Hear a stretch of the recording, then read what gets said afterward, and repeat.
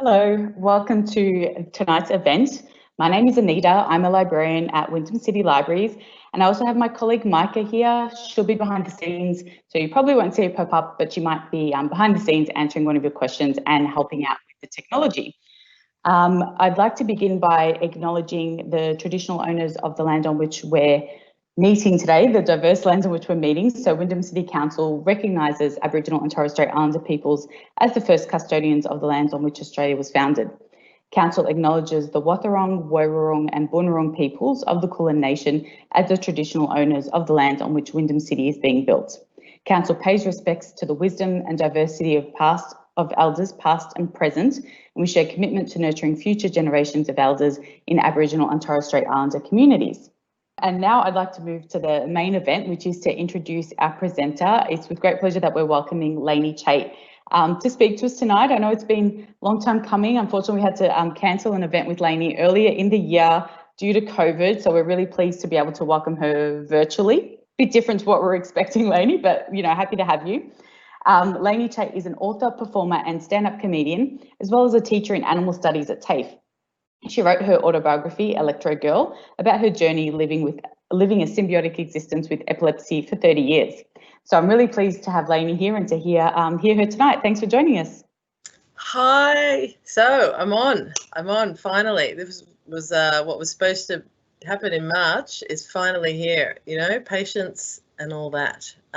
Thanks for all of you who have turned up today. It's really inspiring that there is some interest out there around epilepsy. Tonight I'm gonna, just as a brief rundown of what I'm going to talk about, is I'm going to talk a little bit about my background. I'm going to talk a little bit about the diagnosis, a little bit about my rebellion against the diagnosis, and then kind of, my epiphanies and what turned me around and how I came to writing the book about it, and then eventually turning the book into a stage show, a one-woman stage show. So, which I starred in basically, and was very challenging. And I kind of recommend it if you love a challenge, but don't take on a stage show if you don't need a challenge in your life. It's really difficult. So a bit about me and my background. So I was born in June 1972. So if you did the math there, I'm not going to tell you how old I am. You can just do the math. 72, where are we? 2020? Yes, okay, 48. For those of you that are interested in astrology, I'm a Gemini rat. So the Gemini being the Western part of the horoscope and the rat being the Eastern side. And basically, if you put those two things together, a Gemini rat, you come up with a combination of an inquisitive knowledge seeker who bores easily and is always overflowing with curiosity. And that sums me up to a T. And it's the part of the reason why I didn't want to accept the diagnosis from the doctor's mouth 30 years ago, when he first told me that this would be my lot in life, and that was it. I became curious about my diagnosis. I didn't want to just accept it. I got bored with the diagnosis and what was going on for me. And I just sort of intuitively thought, okay, I might have a part to play in this. So, as the hour goes on, you'll sort of understand a little bit more about all of that. When I was 15, so a bit of the background about it. When I was 15, my parents got divorced. So for a couple of years before that, things at home weren't really great. They were working really difficult hours, really hard hours, and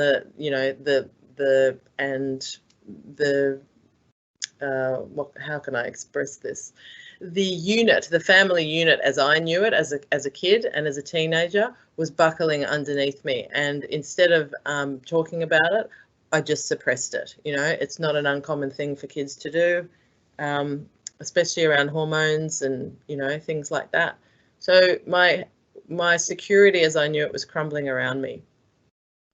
And that displayed for me as what I called head hiccups. So suppressing that emotion around it was one thing, but then physically that started to display in me as what I defined as head hiccups. Now, head hiccups was what I called when my brain would zap, and I would be holding something and it would drop to the ground, or I myself would drop to the ground in that split second that the brain was kind of misfiring. They weren't really big seizures at that stage.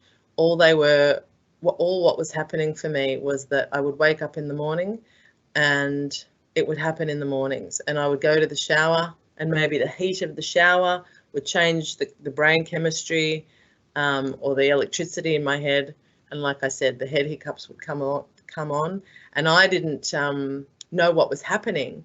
And so instead of telling people about it, I decided to hide it and not tell anyone about it.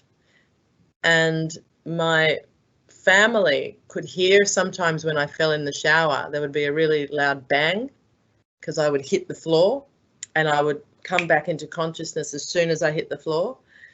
And they would say, what was that noise? What's going on? What's happening? And I would just yell back at them, I'm fine, I just dropped the shampoo bottle, or I just dropped the soap, or I just dropped something. And even if they were a bit curious, they didn't kind of look into it anymore. So I hid it from them. So there might be a few things that I mentioned today that you probably might think to yourselves, wow, she really made it really hard for herself. But at the time, this is where, out of fear or my lack of experience or just my intuition was leading me to do. So I managed to hide that from my family for 3 or 4 years, and friends. I didn't tell anyone. I just sort of kept it as my little secret. And it wasn't happening enough to warrant me kind of telling anyone, but I did keep this as my little secret.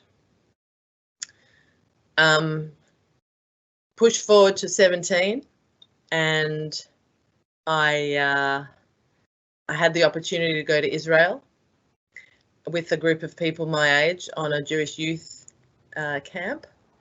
And I thought, you know, we had to get a medical to pass a medical in order to go. It was no parents. It was sort of a year's worth of learning how to live in Israel and live and learn about the army and learn about living on kibbutz and all this other stuff. And it was run by adults, but just adults in their 20s. So I went in for a medical, and I thought, you know what, I'm going to come clean about these things because it's probably a good thing to do. I'm going to come clean. And so I said to the doctor, listen, this has been happening. Mum was in the room with me. This has been happening. I don't think it's anything to worry about. And he kind of went along with it and said, okay, well, clearly maybe you're just getting up too quickly. Why don't you spend a little bit more time when you wake up just lying in bed and letting your brain settle before you get up? Maybe that's all you need to do. So, of course, as a 17-year-old that has got a secret and doesn't want people to know, that to me was music to my ears. And I was like, yes, no one's going to stop me now. So off I went to Israel for a year. And that's where I had my very first grand mal seizure, in Israel, with a group of people my age, far away from my family. And yeah, that was the very first drop to the ground grand mal seizure that I had. I might just ask people in the audience, because I can't see who's actually here. I just might ask people to put in the chat bar. Is anyone who's listening or here today has epilepsy or knows someone with it? Yeah, if you can just pop that in the chat bar, just so I can get just a cross section of if people know anything about it or if they're dealing with it themselves. It's not the trendy illness, epilepsy. It's not I'll like answer the question, Lainey, while you're waiting. I knew some people when I was younger in school. Like I felt like there were other kids at school that had it. So I sort of knew, oh, that person, sorry, this is Anita, by the way, the disembodied voice. Like, oh, that kid in that other class has it. But as an adult, no, I can't say I have met anyone or anyone that's ever talked about it. So yeah, like just thought I'd answer your question. Thank you, Anita. That's good. Yeah, it's a very common thing that I hear as an adult and even as a teenager. Like, not a lot of people know about it. They actually refer to epilepsy as the invisible illness, which is ironic because when you see someone having one, it doesn't look invisible at all. But it's referred to as the invisible illness because no one really wants to talk about it because it's so unknown. And a bit scary, you know, it's going to put it out there. It can be quite scary. And we'll go into that a little bit later. So, yeah. So anyone, Anita, anyone has been brave enough to kind of say, anyone who know? Just some others that have agreed with me, no. No. No, it doesn't. Lainey, this is Micah, yeah. The background lady. I also knew somebody in school, but we only knew that she had epilepsy. I never saw a seizure. I don't recall whether anybody else did. Yeah. And I don't even know how we knew. I suppose somebody may have mentioned it as just in case, to be alert and look out for her. Yeah, that's okay. Thanks, Micah. That's really good. I knew no one at school, no one, which is part of the reason I was quiet, you know, about it, because I was like, oh, I don't want to be that freak, you know. So I didn't know anything about it any. So back to my statement before I asked that is I had my first seizure in Israel, and it was related to, I mean, I went down and I went down hard. I went down through a glass plate table in the middle of the day, blood everywhere, and nobody knew. There was a few of my close friends were in the room at the time, and nobody really knew what was going on. I didn't know what was going on. It was the first time it had ever manifested in something so dramatic and so severe. And they called the nurse, and in my amazing ability to manipulate the situation at the time, because I didn't want to go home and I didn't want people to treat me differently, I put it down to, and I said to the nurse, and I remember it so clearly, I drank a lot the night before and it's been a really hot day and I didn't drink water, and you know what, I'm pretty sure that's what it is. I think I'm just dehydrated. So, you know, I'm happy to just like not work tomorrow, take it easy and whatever. Anyway, she bought it. My parents weren't notified, and people were kind of a little bit like, my friends who saw it were kind of like, oh, wow, is that what alcohol and dehydration can do? Shit, we better start drinking some water. So I got through the year unscathed. Lots of episodes, lots of electrical currents in my head, quite a few seizures like that. But I managed to, I don't know, just work around them. I had a boyfriend at the time. I was drinking a lot and I was staying up late. I didn't know that they were triggers at the time that people with epilepsy actually have to deal with. All I knew was, oh, okay, drinking like this and staying up late. It was just my own, I was coming to my own conclusions without knowing anything about it. So when I got back from Israel the year after, we're talking, this would be 1990, I went and lived with my mum, and emotions were running high because now I was an adult in her house. And one fateful morning, we were having a massive fight in her kitchen and I dropped to the floor and she basically saw one and the jig was up. So at 18, I was put on meds that had some pretty terrible side effects, and I was struggling to accept the diagnosis. So, and I'll explain about the diagnosis in a sec. So basically, I got taken to a doctor, I got diagnosed, and I got put on medication and sent home. And basically, the doctor said, if you want to know more about it, just go and ask the Epilepsy Foundation in Victoria, because I was living in Melbourne at the time. They know everything. They'll be your support. This is, you know, come back in a couple of months and we'll reassess. So that was pretty scary in itself. And I went off and basically had all these side effects from the medications, and just started to get really upset about what was happening. So my mum was looking at all this happening, and she kind of said, all right, well, I said, I think we need a second opinion. I don't just want to be on these medications that are making me upset and depressed, and I'm putting on weight and I'm losing my hair and got mood swings, and like, what's happened? I'm 19. This is my life. You know, I don't want to be a number. So we had a second opinion, and that second opinion meant that I needed to go into hospital. And as you can see on the left, that was in 1994. I needed to stay in hospital and at the time, it's actually quite draconian how they did it at the time. I'm sure it's changed since then. I basically had to have the electrodes stuck onto my head, a turban wrapped around me, and I was attached to this machine for as long as it took to have a seizure in hospital.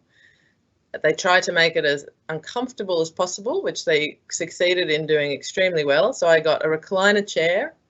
I got that machine that I was hooked up to. I had a no bed because and the lights were on 24/7. And I had a television with what in the 90s with the Super Mario Brothers video game, which I don't think there's any millennials on here now, but there might be. But the Super Mario Brothers, for anyone that was born, you know, in the 90s, I probably don't have to explain. But that was a pretty popular game, and so I was pretty happy about that. But yeah, in saying that, I was in there for about a week, and I kept saying to them, I'm not going to have a seizure. We're just sitting here. This is like comfortable. This is great. I've got Super Mario Brothers. I've got a recliner chair, and you're bringing me food, and you know, like bring in an ex-boyfriend, bring in a party, bring in lots of alcohol, and keep me up at night. Otherwise, I'm just going to be here forever. So I kind of remembered that my temperature rising was a thing that assisted in my seizures happening. So I got them to bring in a bike, an exercise bike. And I think the stress of just being in there, I also, for the first time, saw a girl have a seizure in there, which scared the shit out of me, to be honest. And I think just seeing that girl have a seizure next door to me, and you know, just having been there and the reality of everything sinking in, I had a seizure, which was fantastic because that meant I could go home. That picture there in 2019, I got that done towards the end of last year, and that was the first time since 1994. So 1994 was my first, 2019 was my last, and that was the very first time that I had my head read from electrodes where the EEG was normal, no abnormal electrical activity. So as you can imagine, I was pretty stoked. It's been a big journey, big journey. So I guess one of the biggest struggles with the diagnosis that I had was being lumped at 18 with the prognosis of forever. Yeah, you're going to have this forever. And I was a bit of a rebel anyway. I mean, I felt sorry for my parents, but I I wasn't the kind of girl that liked being told what to do very much. So when a doctor said forever, I just felt like being diagnosed with epilepsy in my teens took away the choice of the rest of my life. If I was going to go down the path that the doctors were telling me I had to go down. So I kind of felt like there was a bit of a noose around my head. Oh yeah, you know, the fun life that you've known up to now. Well, sorry, it's all going to be about doctors and medications and blood tests and all this sort of stuff. But don't worry, because we've got your back. You won't have seizures. We'll just throw you on all this medication.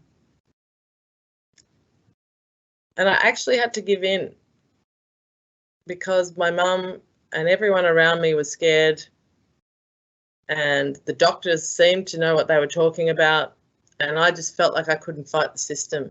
So I went with the current.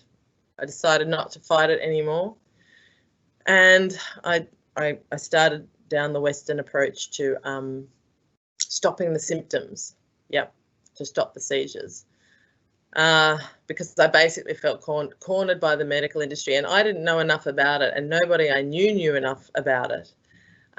Like most of you have kind of said, you sort of heard about it, but you didn't really know about it. That was like me. So I was like, well, I can't come with my punching gloves out when I don't actually have any research or experience to be able to come with my gloves punching. So I put my towel between my legs. I started to, you know, tell my close friends, but I also decided when I saw that girl have a seizure in the hospital, I decided at that stage that I don't want anyone to ever see me have a seizure because they're going to be scared of me, and I don't want that to happen. So as a teenager, I implanted a very toxic thought into my brain that there was something wrong with me, and that if people saw that, they would be scared and not love me. So, which has been a thorn in my side ever since, and it's something that I've had to try and retrain myself about happening, and it's worked. But yeah, it was a long process.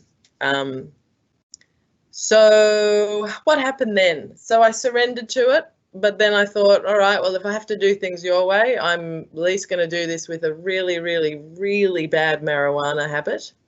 So not only was I on lots of medication, I also I started to self-medicate with marijuana to numb the emotions that I was going through. You know what? At this, I might read a little excerpt from the book at this stage. So this is what the book looks like, and we'll talk about the process of writing this book in a sec. So here's a little excerpt, like on that note. Once your health reaches a place where you need medical assistance, then management becomes about handing over the reins of your life to a specialist, as they're the ones who have spent years studying and are supposed to have the knowledge in the field relevant to your situation. This is what the majority of us do, as no one wants to be sick, and the majority of humans are all innately afraid of death. So a popular option is to take the magic pill prescribed by a specialist in order to get better as quickly as possible. People don't really dance with the fact that they are an integral part in creating their own management plan. It's almost like when we fall sick, our self-worth and self-confidence fall sick as well, and we no longer have faith that we can help ourselves. So we put all our faith and power in someone else to heal us. From where I sit now, passing the proverbial torch, this is a dangerous move. And that was kind of written through having to deal with the medical industry who thought they knew what was best for me, but they weren't actually listening to what I needed either. I might add at this point, this is not a bagging against Western medicine at all. It definitely has a place. I just, through my experience, have been able to see and have a real clarity around the fact that I may have a brain that is susceptible to having seizures, but I'm responsible for how I live my life, and I can either add to that or not. So it's not that I can cure my epilepsy, but I can certainly stop my seizures happening through the way I live and think and what I eat and who I hang around with and all the things like that. So yeah, so let's continue. Does anyone have any questions at this point before I continue on? It's really I'm looking at a computer screen, so it is a bit disconcerting. We are here, we're listening. No questions in the chat though, but I know the feeling, Lainey. I've been there, and it's really, yeah, you're like, are people there? Are they listening? They're listening, we're listening. But no questions at this stage. So I'll just yes, please. Thank you. Okay.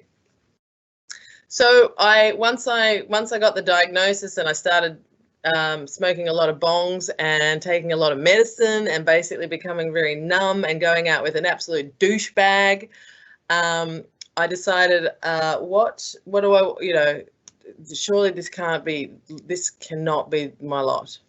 So I started to study vet nursing. I started, like, in all of that, I thought, oh, what can I do to actually make me feel a little bit better about this? And so I decided to get a career in something, and pulled myself through it amazingly, completely numb emotionally, but pulled myself through it physically and mentally, and I'm really glad that I did that. And then I got to a stage, I turned 28, and I basically woke up and I just decided that this cannot be, this can't be it. I don't want to be numb. I don't want to be smoking bongs. I don't want to be on this amount of medication. I don't want to be not listened to by my doctors, because I was trying to tell them that my seizures were directly related to emotional stuff that was going on for me, and they weren't listening. And I was trying to tell them that there was, it was in relation to all sorts of other things, and they weren't listening. They were just like, well, you're still having seizures, so you've just got epilepsy. We don't know where it's coming from. Keep taking these pills. And I just woke up and I just went, you know what? And I don't know if, I just basically said, fuck off. Yeah, no, it's not going to happen. I've done it your way for 7 years. But the side effects are worse than actually having the seizures. And if I'm going to enjoy part of my life, then I want to understand why I have epilepsy. I don't want to just accept it from your mouth. And once I understand why I have epilepsy, then I will accept it. But until then, I'm basically going to have to go renegade and go off on my own. I'll put a question out to the audience. Maybe people are feeling a little bit like chatting. What are people's views on medicines and medicine being the only approach to dealing with your conditions, or managing your conditions? People that are sort of listening to this, do you believe that there's sometimes other ways, or and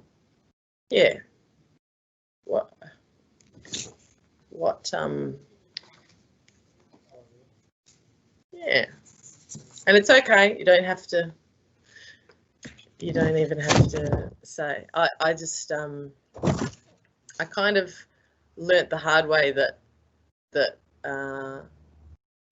if I wasn't going to take responsibility for myself, then I may as well just roll over and take the medicines. But there was something inside me, that rebel urge. I just couldn't wrap my head around the fact that I knew that my emotions were having an effect on my seizures. So I had this epiphany. I left Melbourne, I bought a combi, I did the whole midlife crisis thing at 28, Saturn return, for those of you that are a bit more spiritual, when Saturn is exactly the same place as it is when you're born.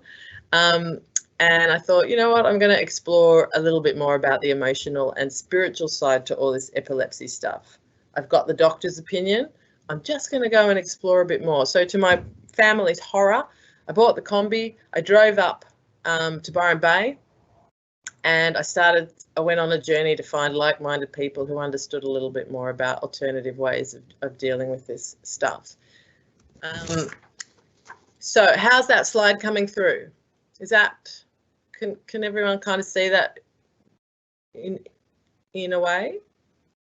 Can you see what the top says clearly? I think, I mean, I can't see exactly what our audience is seeing, but maybe it might just help if you run through it, because it might be a bit small for some people. So just a little overview might be helpful. Thanks, Leni. So I decided the best way that I'm going to understand it is to keep a diary, and it was a digital diary, and the top row is basically the columns that I thought would help. So the date, so as you can see, we're talking about 2012 here. Did I have a seizure? The days since the last seizure. Was there electricity in my head? If so, where in my menstrual cycle? Was I alone? What medicines or herbs was I taking? What was the quality of sleep leading up, and so on and so forth. And I kept this for about 6 months, and every time I had electricity or even close to something happening in my brain that wasn't normal, I would document what was going on around it, what I was eating, what I was drinking, who I was sleeping with, what drugs or, other recreational stuff was I taking. And it was the clearest message that I could have gotten about what was going on for me and what my triggers were. And for anyone that has epilepsy or knows anyone with epilepsy, or even any mental health stuff, there's always triggers that happen in your life that make you more susceptible to your body's weaknesses. And this was an amazing way for me to have a look at it. So I was weaning off the meds at this stage, and basically living a life of experimentation and documentation. So it was, it was an interesting time in my life. I tried every self-help modality that you could possibly even think of. Even there are these herbal, they kind of look like cigars, and they're called Moxa sticks. I thought maybe if I smoked a Moxa stick around my brain, that maybe it would change the electricity. And I was pretty desperate. I was desperate to heal this. All right, I'm going to read you another little excerpt while we're on that note. And I must say, I will add there that one of the main things that was keeping me, on top of all this is I became a bit obsessed, and I wanted to heal myself. I was on this mission that I was like, oh, my ego got really wrapped up in my treatment, and I thought, you know what, I could take on the medical industry, and I can heal this, and I'm going to cure myself. And to be honest, that in itself was a trap, because I kept coming up to brick walls, and every time I'd have a seizure, I'd feel like a failure. So yeah, that in itself was a little bit like a catch-22, and that was because my ego was so massive that I was like, oh, I want to be the first person with epilepsy to cure myself and say fuck you to the medical industry. And yeah, so it was like very ego fueled. So here's a little excerpt from the book. As my ego starts melting, I'm turning my focus out more than, As my ego starts melting, I am turning my focus out more than in, and turning out more than in, and I have become quite humbled by the realization that my struggle is no different to anyone else's on this earth. That this journey I have been so embedded in, where I thought I was so different to everyone else, is really just me playing my part in evolving for the greater good of the planet. My part just so happened to have seizures in the plot. As my ego starts melting and I take responsibility for my actions, I see how I can use this story as a tool for connection to others struggling with their own individual conditions instead of disconnection. As my ego starts melting, I am now feeling love where a vortex of fear, loathing and self-loathing and lack of self-worth used to live. So yeah, there's the ego. I realized that my triggers were all about the men in my life, and that basically started when my dad left at 15, and all the abandonment stuff, you know, all that sort of stuff was really tied into my triggers. Every time I moved house, I'd have a seizure because, you know, that uncertainty of the house, you know, imploding when I was younger. So something so what seems so minor, your parents split up, and you know what seems like nowadays that's just happening every day to all these different people. Back in the 80s, it just was pretty rare and it wasn't talked about much. And for my small little brain, it did damage enough to the electrical circuitry in it. So anything that was related to abandonment, rejection, and you know, not having a secure home would set my brain off. And it was only because of this slide that you're seeing that I kind of started to get a realization around it. Yeah. And I started to take responsibility for what the situations that I was putting myself in, because obviously I didn't want to have them. I'll share with you this fact. I've had close to 300 grand mal seizures in the last 30 years. That's a lot, but it's not as much as some, but it's a lot, and they're painful and they're exhausting. And when you're trying to hide them from the world as well, you know, I tried to have them on my own, so I kind of feel lucky to be alive in a way. But anyway, the book would never have been written had I not have gone through all of this kind of stuff. And now we'll get to the book, because we're kind of at the business end of things. I went through a lot of kind of pain. I did a bit of damage to my face, to my body. I decided to even dye my hair dark. That was probably worse than having a seizure. That's probably what caused a few seizures. It was a bad move. I face planted into door frames. I remember one day so the thing also about seizures is there's about 30 different kinds of seizures. And the grand mal seizure, the one where you drop on the floor and have those episodes where eyes roll back in heads and things like that, that's only one out of the 30. I have those ones. And in order to hide them, I have done some really stupid things. And I remember I was driving one day because I couldn't get my license because I didn't have them for a long time. And I pulled over because I felt like something was coming on, because I get auras. I pulled over and I was so ashamed to tell the people in the just who were on the sidewalk that something was about to happen, that I didn't.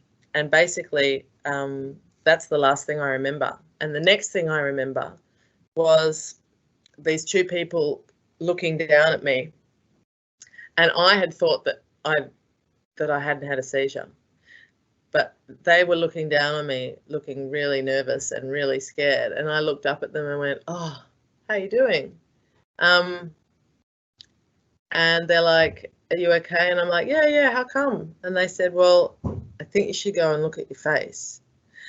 And what had happened was that because I didn't tell them what to do, and because I didn't prepare them for it, I had the seizure, and I was next to Bitumen Road, and basically as I was having the seizure, my face was rubbing against the gravel, and so I woke up to basically half of my face scraped off, because they didn't know what to do. And it was then, you would think that would be an epiphany to kind of start to educate people.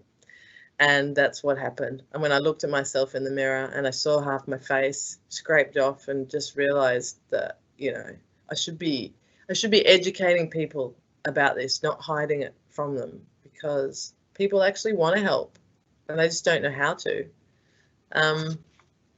So I put my tail between my legs and I got one of these made. And it was a big move for me because I really wanted to go overseas.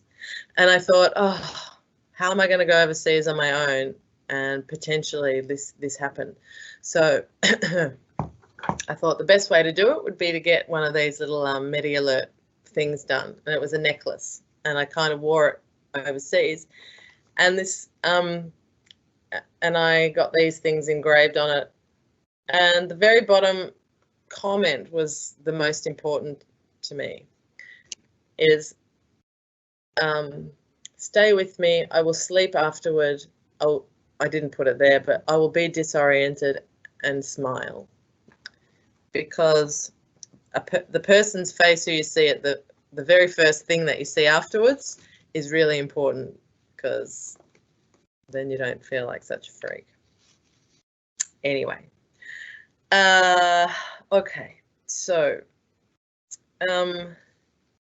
should I ask another chat question?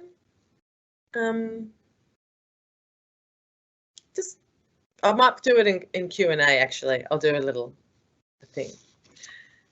So I had this epiphany. I went overseas and I thought, oh, you know what? I need to go and sort this out. I'm going to go back to Melbourne and I'm going to pursue some stuff that I love. I started playing roller derby. I was like, okay, I'm just going to exist with this. I'm still having a few seizures here and there, but I'm so on top of this. I'm not, like, I know my triggers and I'm not keeping them around me too often. And when I went to Melbourne, I played roller derby. I broke my leg and I thought, oh my God, what am I going to do for 6 weeks? And that's how that happened. Because I started to take all the diary journal entries that I'd done over the last 16 years and basically put them all together into a cohesive, quite intelligent, raw, very funny summation basically of my life and how I hit it and how I came out, and then I thought, oh well, that's you know, that's fantastic. What next? So Electro Girl, I might add, is a superhero I invented to help me deal with the fact that I was a bit NQR.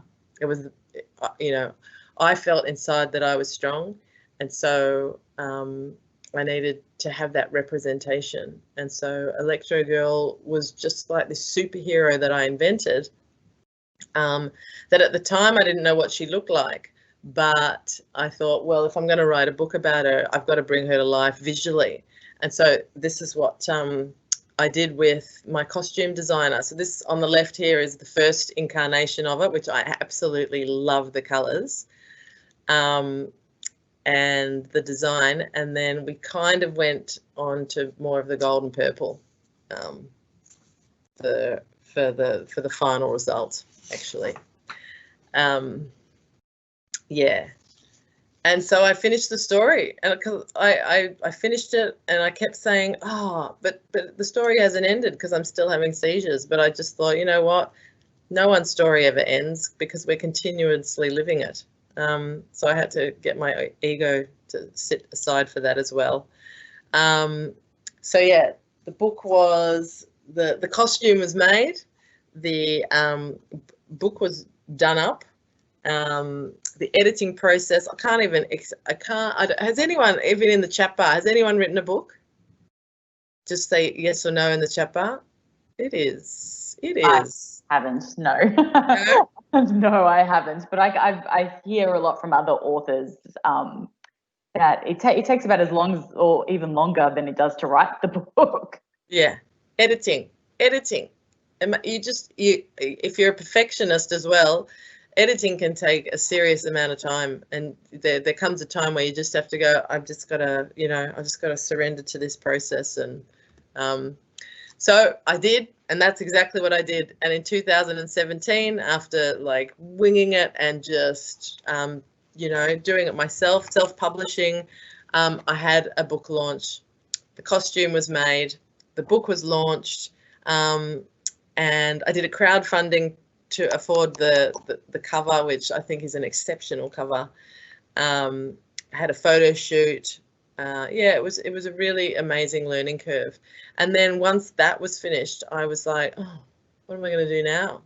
I sort of felt like the journey wasn't over. And so I thought, well, you know, a lot of people don't read. I am in the process of making it an audio book at the moment. A lot of people don't read. So what else, how am I going to get this message across? Because people were loving the book. They were like, this is so good. You should take this into schools. I learned so much about it. I know I don't have epilepsy, but a lot of what you write in there actually, like, I can relate to with my own conditions about this or that. So I was like, all right, well, I was doing comedy at the time in Melbourne, stand-up comedy. So I was getting to know I was getting confident on stage, and I thought, oh, okay, I'm going to turn it into a stage show. Why not? So I found a producer who helped me out and a director who helped me sort of artistically do it. And I did the first run of it at the Butterfly Club in Melbourne, which was very exciting. And then I thought, all right, well, I may as well go for Fringe Festival. And that's what I did. So I did Fringe Festival. I will introduce you to my little sidekick here. Hello. Can you tell I'm a brain? My name's Nora. I'm Lenny's brain. I'm on stage with her, and yeah, I'm Scottish, but that, don't hold that against me. Anyway, whatever. So Nora and I turned it into a stage show, and she's my brain, and we take the audience on a bit of a journey about teaching about epilepsy and debunking some of the stigmas, which is kind of the last thing I'm going to do with you tonight. So there are so many stigmas out there about epilepsy, so many. Some of them are laughable, some of them are scary, some of them are like, you know, I mean, they used to burn epileptics at the stake because they were possessed by the devil. I'm sure some of you have heard some of them, but some of the big ones, there were 3 stigmas I thought would be really just good to kick to the curb. Firstly, every person with epilepsy is affected by flashy lights. Not true at all. Only 3% of the 65 million people worldwide that have epilepsy are affected by flashing lights and geometric patterns. 3%. So I am not one of these 3%, but I am affected by flashy cars and the wankers that drive them noisily up and down Chapel Street. So that's about the only flashiness I can. However, I do protect my eyes because I just don't like that, but I am not affected by them. Yeah. So if I'm at a concert or at a festival and it is flashy lights, my eyes don't like it, but I won't have a seizure because of it. 2, you can catch epilepsy if you touch an epileptic. Isn't that funny? That is actually a stigma. That is people have got, that is a real thing. That if am I going to catch it if I touch you? Fact, the only thing you will catch from an epileptic is courage, determination, and maybe herpes if they happen to have that. It's an outdated myth that needs to be stopped in its tracks right here. You cannot catch epilepsy, and I don't know what you're thinking right now listening to that, but yeah, there are dickheads that think that. Another stigma, it won't happen to me. There is a phrase that most people who deal with epilepsy are used to hearing. Epilepsy is the invisible illness. The fact is, not many people talk about epilepsy, even people that have it. For some reason, it is swept under the rug and placed in the too hard basket, and hardly any funding is given to it, even though every single person and animal that has a brain could have a seizure. And if you have 2 seizures, then you're considered an epileptic. So basically, it won't happen to me is a really silly thing to say, because anyone that has a brain could have a seizure at any time. This week alone, 2 of my friends whose 12-year-olds had grand mal seizures at school, random, out of the blue, dropped to the floor at school. It's happening more often than it isn't. Stress, environment, the foods we're eating, the water we're drinking, our brains are really, really sensitive things, and we have to take care of them. And that's part of the message that I want to bring, is you've got to take care of your brain, because otherwise, if you have 2 seizures, you too could be called an epileptic. And the 4th stigma is you can swallow your tongue during a seizure. It is impossible to swallow your tongue, no matter who you are. Seriously, think about it. What happens is that a person having a seizure, if they stay on their back, their tongue is going to fall back because it's a muscle. So it's just going to go limp and block the airways, which might cause them to suffocate, which is why you need to roll someone having a seizure on their side. But yeah, the only thing a person that having a seizure can swallow is their pride. We don't have that much longer. I actually, I've done the author talk before, and I've encouraged people to create their own superheroes. I've bought crayons and things like that, but we're not going to do that. What I will do is I'm going to stop sharing that now and open the floor up, yeah, to questions or statements, or even heckling, anything, something. No heckling. There have been a few questions and comments. So I just thought I'd go back, because everyone kept popping them in. So you did ask earlier if people knew someone with epilepsy, and I think a few people sort of arrived a bit late and their comments came in a bit later. One lady said that she has a friend whose daughter is suffering from epilepsy from the age of 18, and she's now 20. She mentioned she's Panya Howe's mum. I don't know if that, I was going to say, I thought that might mean something to you. I did ask that person before I published it if that was okay, and she said that was fine. So I played roller derby with her daughter. Oh, cool. Yeah. Well, you can say hello, because she might still be. So I'm just scrolling back up. There was someone else who, like me, said that they didn't know anyone. And then you also asked about medication, and someone had said that they see a balance. They see a balance with prescribed meds, but there are a lot of things that work for different people. So yeah, that balance. And then and then someone else said that her friend's daughter lost her front tooth and split her chin needing stitches. I'm assuming like during a seizure. So yeah. Yeah. It's it can be brutal. It can be brutal. And for so long I thought hiding it was the way to do it, but it actually scares people. I had a friend that saw me have a seizure, and she ended up having PTSD afterwards because she didn't know what to do, and her whole life imploded after that for about 6 months. She couldn't see me. She realized that she wasn't the amazing person that she thought she was because of how she reacted to just seeing me have a seizure. So it's confronting. It's confronting for the people watching. It's confronting for the people having it. I am lucky enough now to work in a job actually working for a medical cannabis company. And I sort of listen.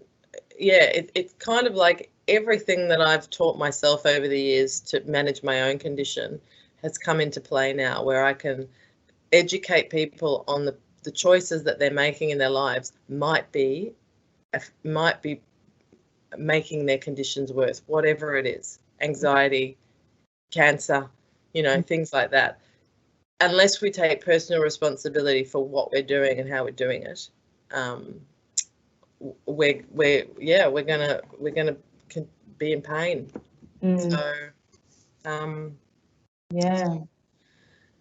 So I haven't hung up we're still I haven't hung up my my costume yet.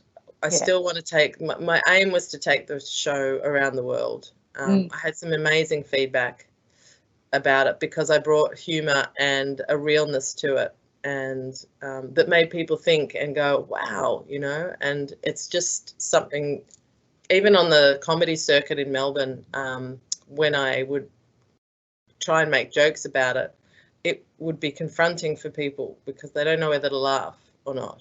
Because is it funny or is it not funny, or yeah. Yeah, I think that leads really well into this question actually, from one of the audience, Simon, who's asked, has being creative helped with the healing process? Excellent question. Is it Simon?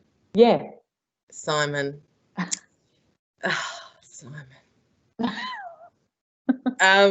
I think it has, actually. Yeah, I really do. It's been a cathartic experience. Nothing that a counsellor had ever been able to push through, you know. Having people so just so open to listening and understanding it, you know, has been really cathartic. I mean, I'm still triggered by whether to have, you know, how I would be having a seizure in public. I'm definitely not comfortable with it still. I think it will be a lifelong challenge for me to accept that I have these, but I'm getting better at it, and I guess the more I accept it and help educate people, the easier it will be for me in the long run anyway. Yeah. And I don't have a halo on my head, so I do still drink and stay up late, but I take precautions the next day. I don't just try and push through. Yeah. So yeah, I still want to enjoy my life, but I understand now what's going to bring it on and what won't. Sounds like a real kind of learning and balancing and just so much kind of growth. Simon had another question actually, which I will mention now, because he asked when you were talking about getting the combi. I found it funny that you called it your midlife crisis at 28. I'm like, I'm a bit late for my midlife crisis. I should have had one already. Maybe moving on to my second. But sorry, back to Simon's question. He asked, with going out on your own, did your friends and family like agree? Did they support you? They didn't agree. They were a bit scared. How did they feel? They were really scared, but I think they trusted me. Yeah, they were really scared. I mean, when I think about it now, my mum must have. I don't think she slept the whole 90s. Yeah. She must have been scared shitless. I was driving and I was weaning off medication, and she didn't understand it. But I think I think she just had faith in me. Yep. Yeah. And realized that this was my journey, not hers, and it was a full surrender thing for her. And I think it's kind of like, Simon, I don't think they wanted to lose me, as in if they tried to tell me what to do, then I just wouldn't come to them. And I think that they were more worried about that. So they supported me so that they could keep me close. If that makes sense. Yeah. Yeah. Even though they were worried and nervous and scared and didn't know what to do. Yeah. So. Well, I might end on just a last question that I was wondering, which is it might be a bit serious to end on. I hope not, because like you're talking before about, you know, do people laugh? I think if you go to a comedy show, which tonight isn't, but I hope people laughed at your comedy show, because I know if you're standing up on stage at a comedy show, you know, hearing silence is really hard. So, but sorry, this is maybe a bit more of a serious question, but you might have something funny to say, which is what would you say to like 17-year-old Lainey now? You know, because it sounds like you've just grown and learned and so much. What do you wish you could go back and tell her? Don't smoke bongs and you can't save any men. Yeah. That sounds like universal advice. I feel Yeah. like, you know, it's not just like about epilepsy. This is just like life. Don't smoke bongs. Don't be embarrassed, and just, you know, don't be embarrassed about who you are. Yeah, Mm. that's what Yeah. I would definitely say. Yeah, and also don't go out with dickheads. Yeah, no, sound advice. Like I said, that's just solid advice all round. I hope, you know, everyone takes it on board. And on that, I'd really like to thank Lainey for being here tonight virtually, you know, a bit of a strange way, but that was really wonderful, like both educational. I know for myself, I learned a lot. And just, yeah, kind of really interesting seeing your journey and, you know, through the book and the show. And I hope you do take it international one day. Yeah. Don't know, one day, who knows when. But thank you so much for being here, and to our audience for being here and participating. That's really great to have you here too, virtually. And if you want a copy of the book, you can. I think there's a link that's going to go up. I've posted it through a couple of times into the chat. So there's link there for purchase, and it is available to borrow at the library as well if you can't access purchasing it. Yeah. Thank you all for showing up and just for wanting to learn more and know more, and and I'm very accessible. If you want to ask me, if you want to contact me after this, Facebook, I think my email's up there, or it can be. We'll put the link to your book is also the link to your website, which has your contact page and things. So yeah, thanks again, Lainey, and thanks everyone. Have a lovely evening. Thanks. Stay safe and enjoy the warming weather. Bye, ladies. These two have been incredible. Thank you. Thanks, everyone. Thanks. Good night.